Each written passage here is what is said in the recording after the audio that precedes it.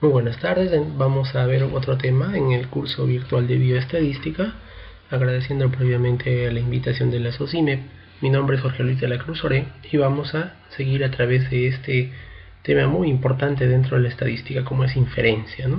Mucha de la estadística gira en torno a la inferencia, así que los conceptos que se van a dar aquí, y para muchos de ustedes es un repaso, van a servir en el futuro para futura comprensión de la estadística y también para poder hacer uso de toda la bibliografía de investigación que existe hoy en día. Lo que se estudiará hoy día, el día de hoy vamos a estudiar estos temas, todo lo que es inferencia estadística, dentro de ella con el concepto de inferencia, la estimación, teorema del límite central, la distribución normal, un poco de la estimación puntual, la estimación por intervalos de confianza y el valor P, que también es importante para nosotros hacer pruebas de hipótesis sobre todo, ¿no? Pero aquí vamos a dar unas ideas intuitivas sobre el valor P. Muy bien, ¿qué es inferencia entonces? La inferencia estudia todas las técnicas por las que se puede estimar parámetros a partir de estadísticos. Como ustedes recordarán, los estadísticos son las medidas de resumen que se obtienen a partir de muestras. Y los parámetros son las medidas de resumen que se pueden obtener a partir de una población entera. Por lo tanto, lo que hacemos nosotros con la inferencia estadística es tenemos una muestra y de esta muestra ciertos parámetros como la media, la moda, la mediana, desviación estándar, etcétera, o formas de distribución también. Vamos a ver si es que las aplicamos y decimos que estas se cumplen también en una población, ¿no? Ya que hacer un estudio en una población es mucho más costoso. Entonces nos apoyamos en una muestra para poder hacer inferencia, inferir hacia la población sobre estos parámetros, ¿no? Y se hace uso de la inducción con un margen de error. Aquí le pongo la letra E mayúscula, ya que la estadística nos permite esto. La estadística nos permite encontrar cuál es el margen de error que está ocurriendo cuando nosotros hacemos la inferencia desde la muestra hacia la población, ¿no? Aquí hay un error asociado. Entonces, si este error es muy grande, es más grande que un valor, por ejemplo, alfa que nosotros hayamos determinado previamente, decimos que la inferencia no es buena y no cumple con ciertos requisitos. Mas si ese error es pequeño y es aceptable, entonces nosotros con toda confianza decimos que a partir de nuestros estadísticos podemos calcular y tener una idea de cuáles son los parámetros. Muy bien, aquí está un joven como cualquiera de ustedes y haciéndose una pregunta, ¿no? Mirando este frasco y haciéndose una pregunta. La pregunta es: ¿cuántas esferas de color verde hay en ese frasco? Tenemos tres maneras de conocer nosotros el número de esferas. La primera puede ser compramos y abrimos todo ese frasco de la tienda y contamos el número de esferas verdes o de golosinas verdes, ¿no? Eso es muy tedioso y es costoso. En segundo lugar, podemos contar en la superficie, o sea, solamente miramos la superficie del frasco y ahí contamos, ¿no? Contamos cuántas esferas de color verde hay. El problema es que vamos a tener sesgos, o sea, vamos a tener errores que se llaman sesgos, porque nosotros podemos estar viendo las esferas verdes, pero estas pueden estar en mayor cantidad hacia el centro del frasco o pueden estar distribuidas principalmente hacia la periferia y superficie y nosotros la estamos viendo. Cualquiera de las dos cosas nos va a llevar a sesgos.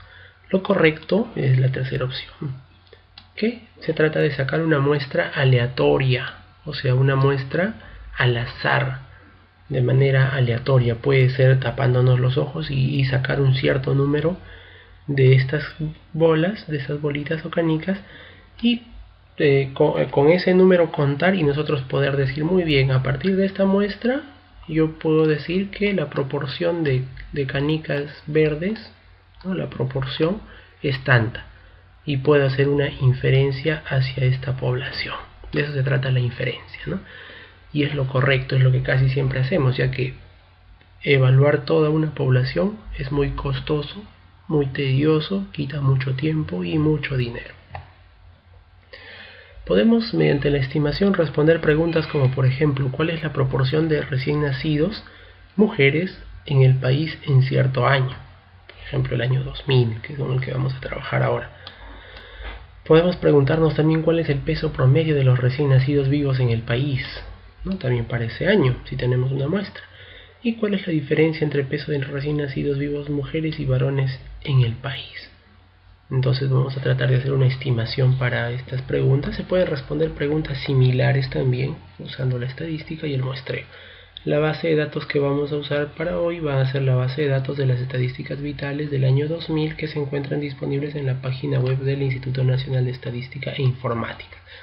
Más adelante les voy a dar el link para que ustedes puedan descargar esta base de datos y practicar, ¿no? Trabajar lo que vamos a hacer en esta exposición. Muy bien.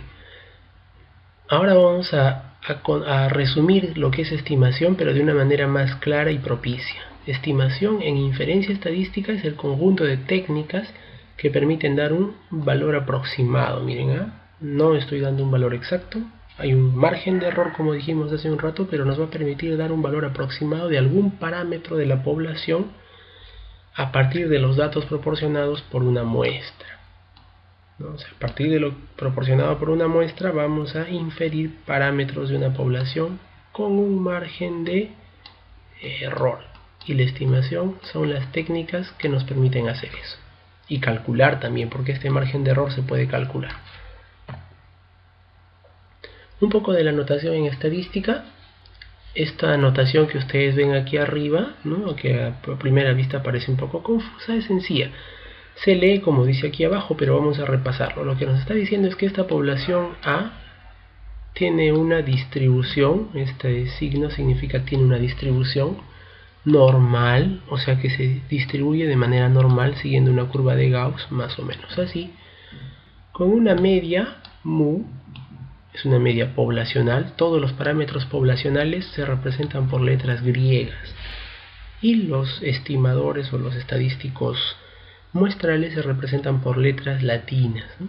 Como vamos a ir viendo poco a poco. Muy bien, esta población A tiene una distribución normal con media poblacional mu y varianza sigma cuadrado. Si el sigma cuadrado es la varianza, entonces nosotros podemos conocer cuánto es la desviación estándar, ¿verdad? La desviación estándar simplemente es la raíz cuadrada de este sigma cuadrado.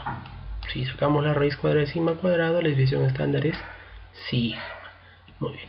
Y se lee, todo esto de aquí arriba se lee así. La población A tiene distribución normal con media mu y varianza sigma al cuadrado. Esa es la notación, ¿no? Esa notación hay que recordarla porque va a estar presente en la exposición. Muy bien. Vamos a hablar un poco de la estimación puntual. La estimación puntual consiste en asegurar que los valores de los estadísticos que obtuvimos a partir de las muestras representan bien a los parámetros poblacionales. O sea, si nosotros tenemos una buena muestra, entonces vamos a estimar muy bien de manera puntual los parámetros. Sin embargo, esto no es lo que se suele hacer habitualmente, ¿no? Se da una estimación puntual, pero casi siempre tiene más error que cuando hablamos de una estimación por intervalos, como vamos a ir viendo. Por ejemplo, X barra es la media muestral. La media muestral se usa para estimar a la media de la población. Si yo tengo una muestra muy representativa de una población cualquiera, por ejemplo de diabéticos con hiperglicemia, de esa muestra, si es una buena muestra, yo puedo sacar la media de la muestra y con esa decir que ésta se aproxima a la media de la población. Esa es una estimación puntual, es simple y sencilla. Por ejemplo, con la varianza muestral, que en este caso se representa por la letra latina S al cuadrado porque estamos hablando de una muestra, esta varianza muestral se usa para estimar la varianza poblacional, ¿no? Ya dijimos en letra griega todo lo que es poblacional. Y por ejemplo, la mediana muestral se puede usar para estimar la mediana poblacional. Esto es lo más sencillo que hay, la estimación puntual. Simplemente calculamos, como ya sabemos, la media, desviación estándar, mediana, proporciones, etcétera, ¿no? Y con eso podemos decir que la población sigue esos parámetros. Muy bien, un poco para recordar el teorema del límite central. Es tal vez el teorema más importante de la estadística. ¿Qué nos permite? Nos permite estimar la media a partir de la distribución de las medias. Esto de aquí es muy importante, a veces muchas personas no entienden. El teorema del límite central tiene que ver mucho con la distribución de las medias. O sea,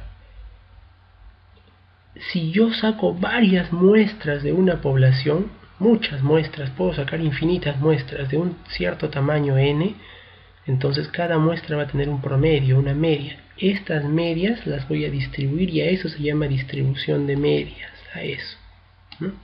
Por ejemplo, vamos a ver esto con más detalle, vamos adentrándonos en el tema. Sea x1, x2, etcétera, hasta xn, una muestra aleatoria de alguna población que tiene media mu, esa es la media de la población, y varianza sigma cuadrado, que es la varianza de la población, para valores grandes de n. Aquí está el truco.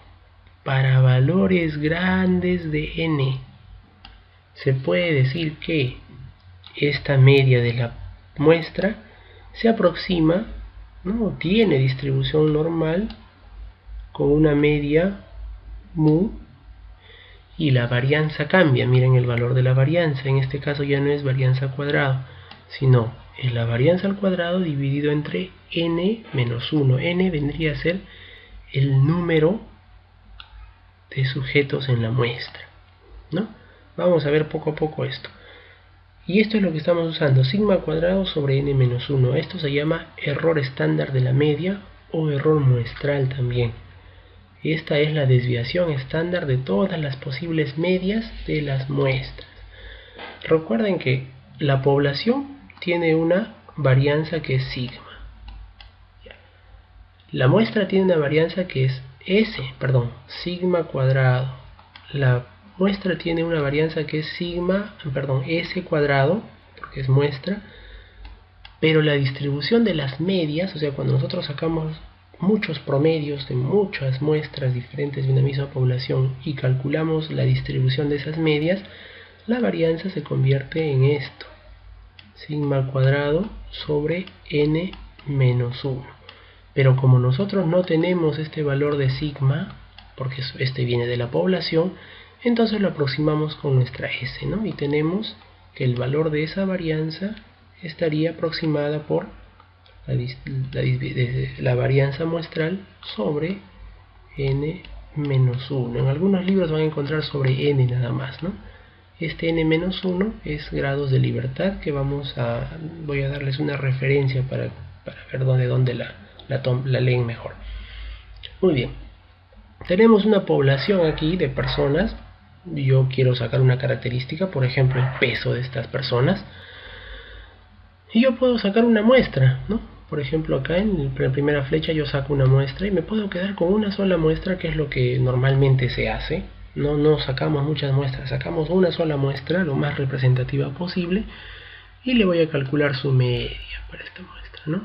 La muestra 1 con su promedio 1. Y así puedo sacar muestra 2, muestra 3, muestra tal, hasta la muestra, por ejemplo, en este caso lo he representado hasta la muestra K, que tiene un promedio que le vamos a llamar X barra K, o sea, promedio de la muestra K. Muy bien, yo normalmente saco una sola muestra, no saco miles de muestras o cientos, pero si hipotéticamente podríamos tomar muchas muestras del mismo tamaño, de un tamaño n, si pudiéramos tomar muchas muestras de tamaño n, entonces estos promedios se podrían distribuir, o sea, estos promedios que estoy encerrando dentro de esos círculos, podría yo tomarlos como nuevas medidas y las distribuyo y van a tener una distribución que se aproxima a la normal. El teorema del límite central nos dice que si una población o una variable dentro de una población, como podemos pensar que el peso de estas personas podría ser nuestra variable, no importa cuál es la distribución. Miren, en este caso la distribución no es normal, sino que tiene una cola grande a este lado, al lado derecho, y es sesgado hacia la derecha, por lo tanto, ¿no? No importa cuál sea la forma de la distribución, si este valor n es lo suficientemente grande, entonces la distribución de todos estos promedios de las diferentes muestras que yo pueda tomar, estos promedios se van a distribuir de manera más normal, con una media mu y una varianza S, en este caso ya es el error estándar de la media, o desviación estándar de la media, por eso está con la media de x barra, ¿no?, como subíndice. Es s sobre n menos 1 y esto a la 1 medio significa que esto es raíz cuadrada, ¿no?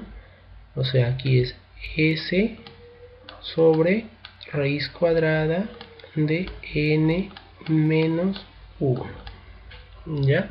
Esta es la nueva desviación estándar de esta distribución de medias. Y la media que sale acá, la media que resulta de promediar todos estos promedios, todas estas medias de las diferentes muestras, esta media es mu.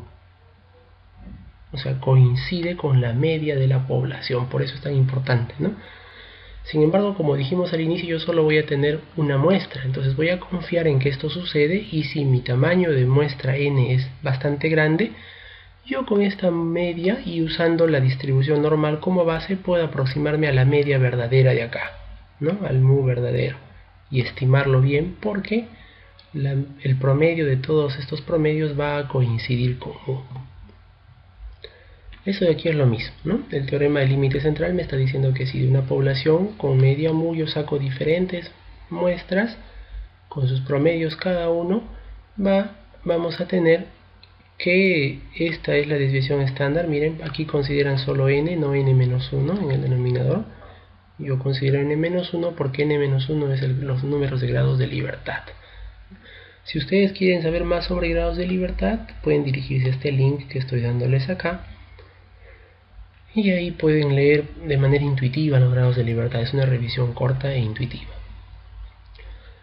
Esto de aquí nos está diciendo prácticamente lo mismo que si de esta población con media mu y desviación estándar sigma poblacionales yo saco diferentes muestras, cada una con su promedio, cada una con su media, y ahora trato a estas nuevas medias, los nuevos promedios los trato como si fueran nuevos datos y los distribuyo. Me va a hacer una distribución normal, pero miren el ancho.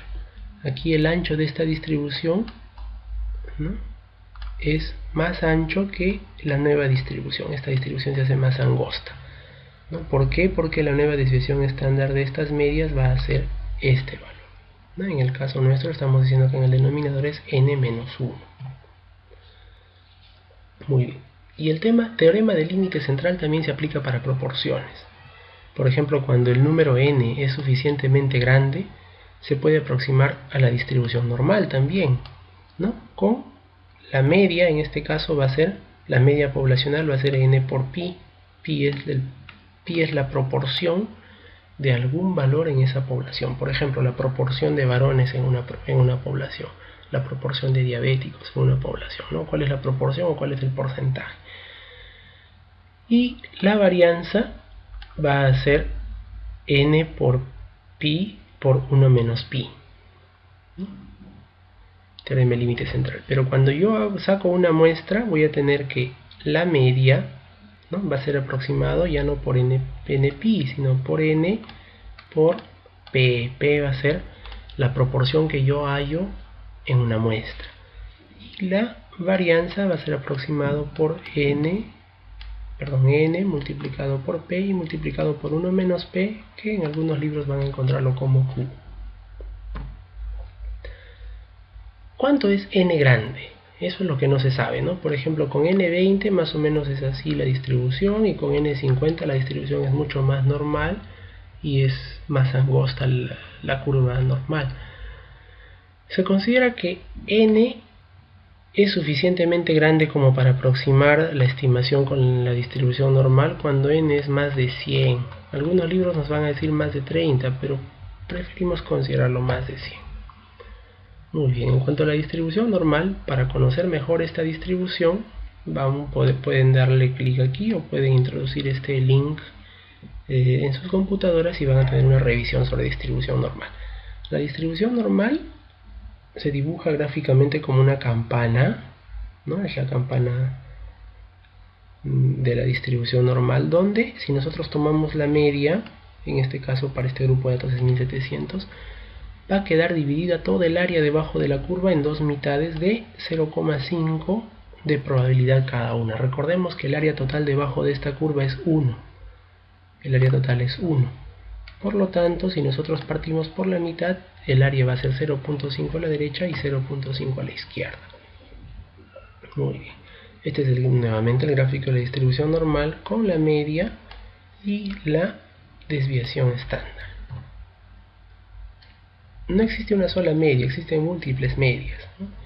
Eso va a depender, no existe una sola curva normal, existen múltiples curvas normales y depende de la media. La media nos dice dónde se ubica. En este caso, por ejemplo, el color azul ubica su media en 0 y el color verde ubica su media en menos 2, ¿no? Entonces son dos curvas de distribución normal diferentes. Y también la varianza y la desviación estándar van a decirnos cuál es el ancho de esta curva.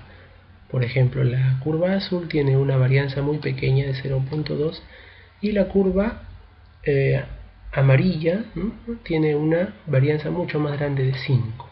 Entonces hay muchas distribuciones normales. Por lo tanto, lo que se suele usar es la distribución normal estandarizada, donde se considera que la media vale ahora 0, ¿no? Aquí esta línea del medio es 0 y la distribución y la desviación estándar vale 1, una unidad de desviación estándar. Y esta distribución normal estandarizada nos marca áreas. Por ejemplo, si nosotros estamos una desviación estándar hacia cada lado, hacia la derecha y hacia la izquierda del promedio, tenemos en cuenta que el área que abarca esta zona es 68%, ¿no? Desde aquí hasta aquí. El 68% de todo el área está aquí dentro, aquí en medio, ¿no? En cambio, si nosotros abarcamos dos desviaciones estándar hacia la izquierda y dos desviaciones estándar hacia la derecha, lo que tenemos es el 95.5. Y si abarcamos tres desviaciones estándar hacia cada lado, tenemos el 99.7% del área bajo la curva. Eso nos va a servir para hacer estimación. Muy bien, como ya dijimos, en la estimación puntual, cuando se desea conocer algún parámetro de la población, en este caso teta, la letra griega teta, está representando cualquier parámetro de la población, la mejor manera es tomar una muestra aleatoria de la población y calcular el estadístico respectivo. Aquí tenemos una muestra de esta población y calculamos los estadísticos, promedio, proporción y desviación estándar. Y podemos estimar a partir de estos los valores de la población, que si la muestra es buena van a ser muy parecidos, ¿no? Media poblacional, proporción poblacional y desviación estándar poblacional. Muy bien. Entonces, para estimar la media se usa, como ya dijimos, la media de la muestra. Para estimar la desviación estándar de la población se usa el estadístico S, que es la desviación estándar de la media de la muestra. Y para estimar la diferencia de estas dos medias poblacionales se usa la diferencia de dos medias muestrales, así de simple.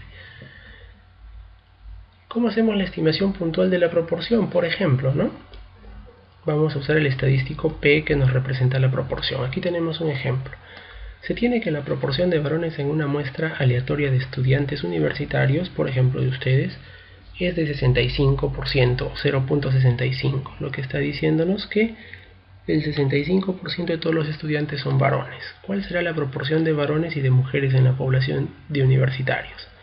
Muy bien, la respuesta es la misma proporción de varones y de mujeres es 1 menos 0.65, ¿no? O sea, 0.35, que es lo que tenemos acá. Y así se hace una estimación puntual, es muy sencilla, ya sabemos cuál es la estimación puntual, pero la estimación puntual tiene algunos inconvenientes, ¿no? No es completa. Aquí tienen la página web del Instituto Nacional de Estadística e Informática. Pueden ustedes coger este link, ¿no?, y copiarlo a su navegador y van a poder descargar, ¿no? Aquí buscamos en la primera parte estadísticas vitales, nacimientos. Vamos a buscar el año 2000 y vamos a pedirle que nos dé el periodo anual y nos va a dar este cuadro. Nosotros dándole clic aquí donde dice SPSS vamos a tener acceso a esa base de datos en SPSS, ¿no? Vamos a salir de aquí un rato para ver.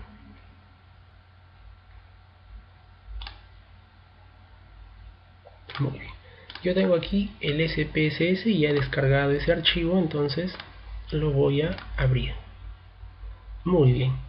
Y este archivo, aquí está el SPSS, ustedes ya lo conocen, esta es la vista de datos, y en la vista de variables tenemos aquí cuántas variables hay. Nosotros vamos a trabajar para la estimación puntual con varias variables, ¿no? Por ejemplo, la primera que vamos a trabajar es la variable sexo, para ver cuántos son varones y cuántos son mujeres en esa muestra.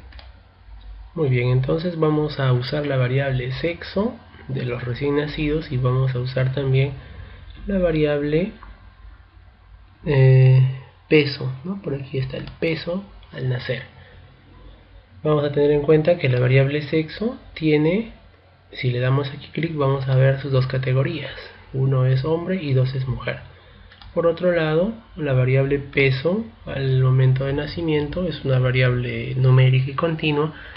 Sin embargo, le han puesto el número 1 cuando no se encontró el peso del recién nacido y lo han codificado como 9.999 cuando no estaba especificado. Entonces esto de aquí vamos a tener en cuenta para poder hallar los valores de peso. ¿Ya? Empezamos con la estimación puntual de la proporción del sexo de varones y de mujeres. Entonces, para la estimación puntual dijimos que solamente tenemos que sacar cuál es la proporción de hombres o de mujeres recién nacidos, y con eso vamos a tener claro, ¿no? Muy bien, entonces vamos a analizar, vamos a estadísticos descriptivos y le pedimos que nos haga frecuencias.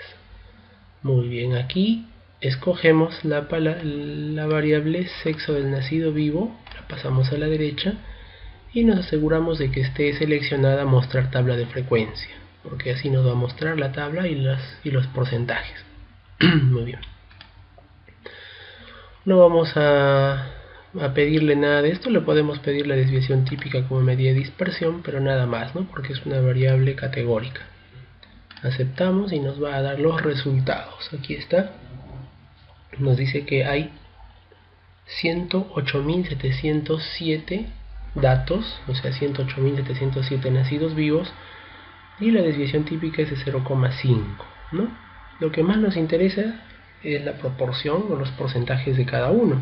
Por ejemplo, aquí tenemos como datos válidos, ¿no? Estamos viendo que los varones representan el 51,5% y las mujeres el 48,5%. Si nosotros lo vemos así nada más, ¿no? Como estimaciones puntuales, podemos pensar que nacen más varones que mujeres. A simple vista parece que sí, pero cuando nosotros veamos la estimación por intervalos vamos a ver que estos dos porcentajes pueden significar lo mismo. Aún así nos parezca que hay 3 puntos de diferencia. Muy bien, eso en cuanto a la estimación por porcentaje, ¿no? o por proporción. Podemos ir a ver a la otra variable, que es el peso al nacer, pero vamos a tener en cuenta que este peso al nacer tenía dos categorías también, el 1 para las personas que no se había especificado su valor y el 9.999 para los que no se había medido, o algo por el estilo. Entonces vamos a tener que quitar a estos casos que no están especificados, porque si no, imagínense, el 9.999 se va a incluir dentro de estos datos y se va a calcular un promedio. El promedio va a ser falsamente alto. Entonces lo que hacemos para eliminar o para por ahora restringir el acceso a estos datos, ¿no? Buscamos en datos, vamos a seleccionar caso, le damos clic en seleccionar casos, ¿no? Vamos a ver, aquí tiene que decir si satisface la condición. Vamos a ver la condición que va a satisfacer. Estamos trabajando con el peso al nacer, entonces la condición para seleccionar los casos va a ser si el peso al nacer es diferente de 1, porque dijimos que 1 no se había pesado, y a la vez el peso al nacer es diferente de 9.999. Eso nos va a asegurar que se seleccionen solamente los casos que sí tienen peso. Le damos a continuar, aceptamos, ¿no? Cerramos la ventana de respuestas y vamos a ver, por ejemplo, este niño de aquí al que no se había especificado su peso está tachado, ¿no? Lo cual significa que no se va a considerar en los cálculos que hagamos. Y vamos a verificar también que hacia el lado derecho se ha generado una nueva variable, que es la variable filtro. Esta variable filtro nos dice si está seleccionado o no seleccionado el paciente, ¿no?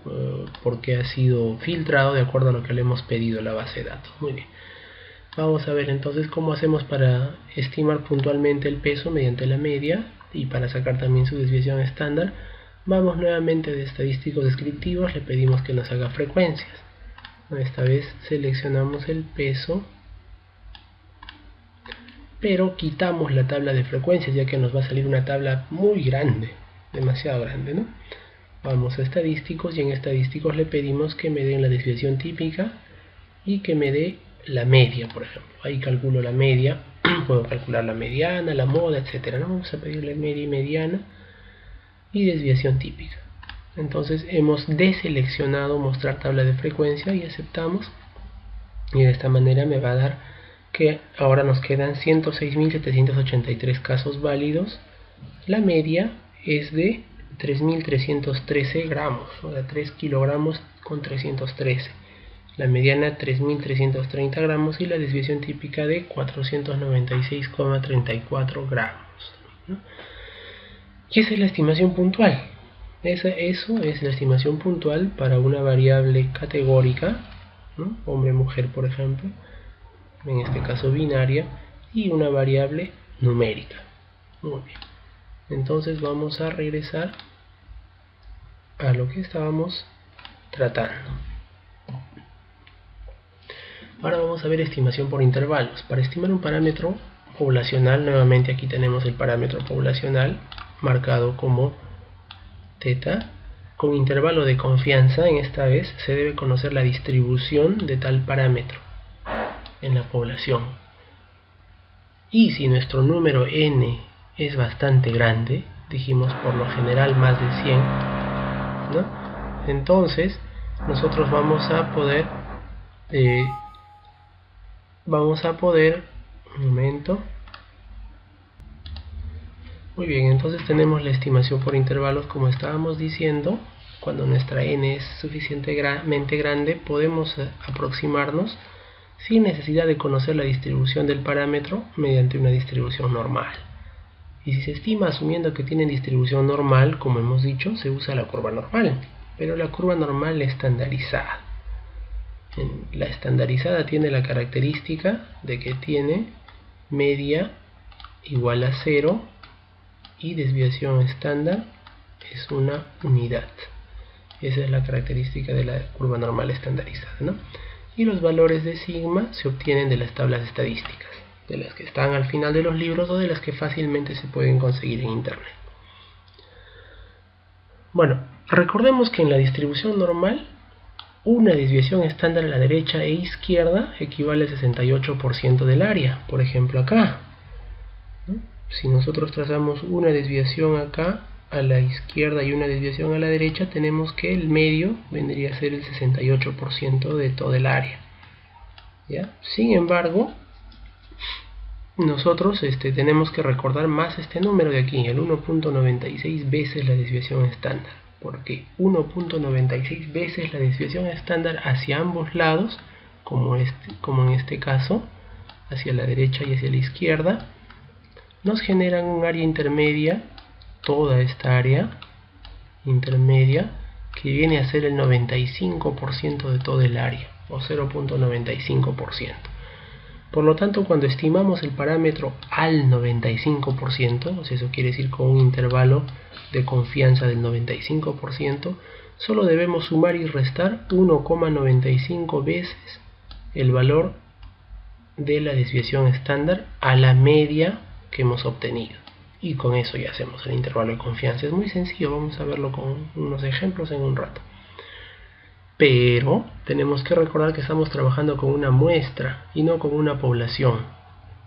Por lo tanto, la desviación estándar que debemos utilizar es el error estándar. O sea, no vamos a utilizar sigma porque sigma no la conocemos, es de la población. Lo que vamos a utilizar es S, ¿recuerdan? S cuadrado sobre n menos 1. Muy bien. Esta es la varianza, y el error estándar es la raíz cuadrada de esto, o sea, S y el error estándar es la raíz cuadrada de esto, o sea, S sobre la raíz cuadrada de n-1, ¿no? Y si esa división de nuestro número de muestra dividido entre el número total de la población, o sea, si la muestra es demasiado grande con respecto a la población, o es decir, si la población es demasiado pequeña, si nuestra muestra es más del 5% del total de la población, entonces usamos esta aproximación para el error estándar, con esta corrección, que es la corrección, ¿no?, por continuidad. Es una corrección para poder hallar el error estándar. No se preocupen porque esto la máquina lo va a dar fácilmente, la computadora, mediante el programa SPSS. Vamos a ver un ejemplo para que quede claro. Se tiene una muestra aleatoria, dice, de peso de 100 personas. Se han pesado a 100 personas y la media muestral es de 60 kilogramos. Aquí tenemos la media muestral.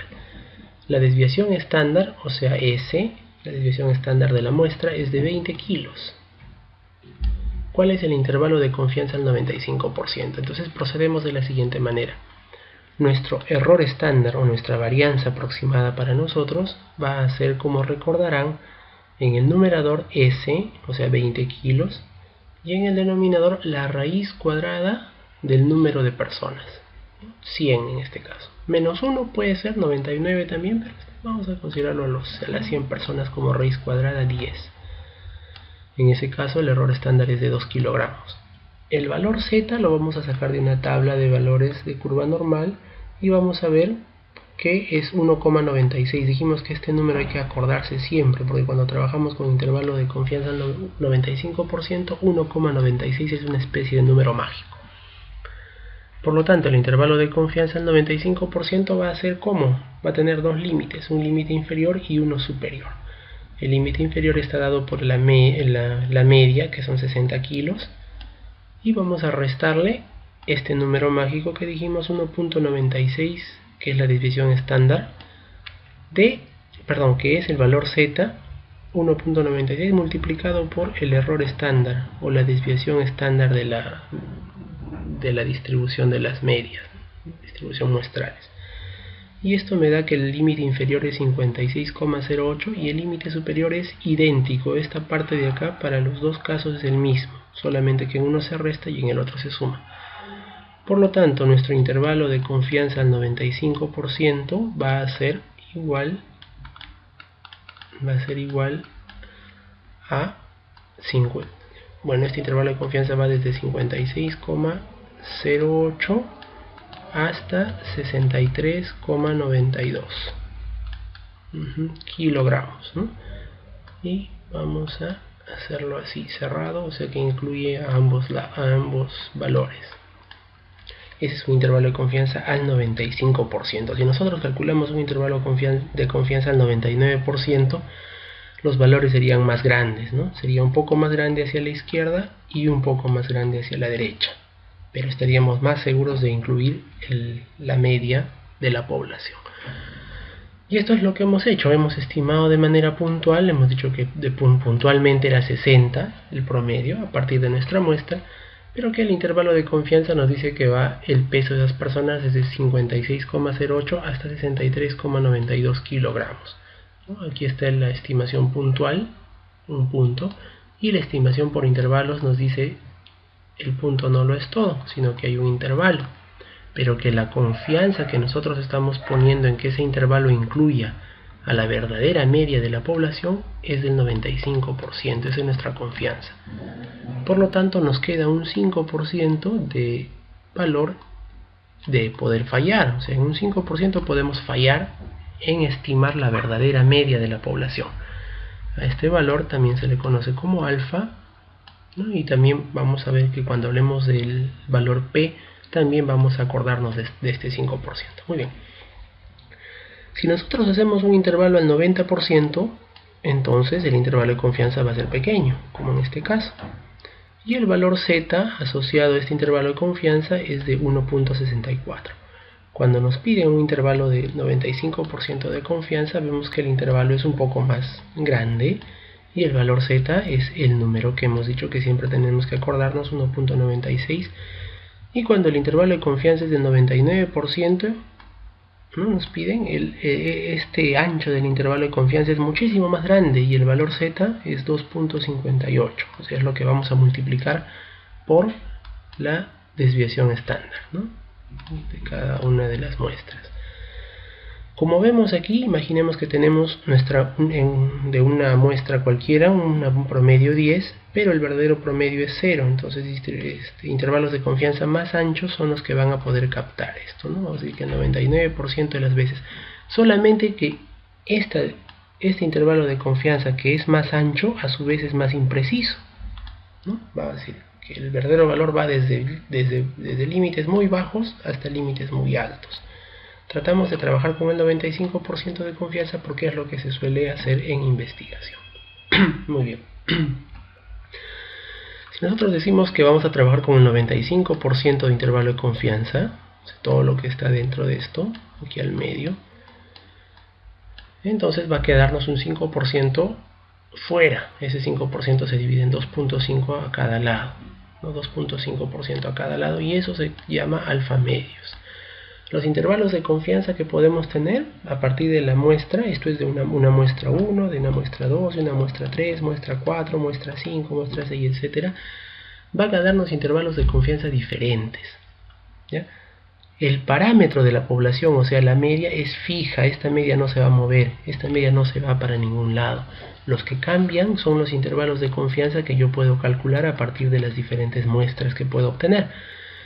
Entonces, si yo digo que tengo el 95% de confianza de que mi intervalo de confianza que he calculado me esté dando la verdadera media, lo que estoy diciendo es que el 95% de las veces este intervalo de confianza va a tener a la media de la población dentro de él, y va a haber un 5% de veces en el cual algunos intervalos de confianza de otras muestras no van a contener a la media, ¿no? Está fuera.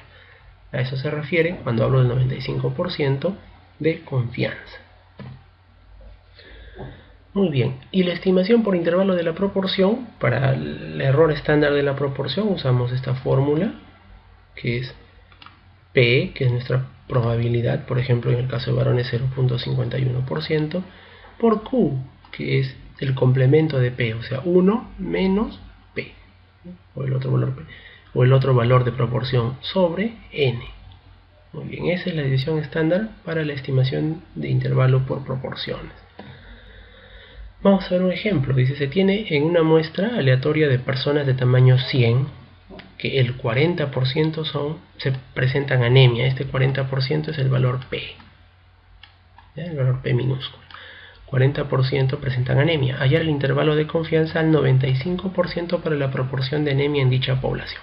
Muy bien, aquí tenemos los datos. P 0.4, Q es lo que queda para completar la unidad del complemento de P, o sea 1 menos 0.4, 0.6.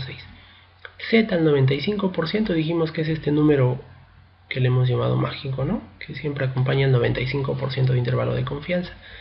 Y el error estándar lo estamos calculando así: la raíz cuadrada de P por Q sobre N. Y este es el error estándar, ¿no? Por lo tanto, calculamos de la misma manera el límite inferior.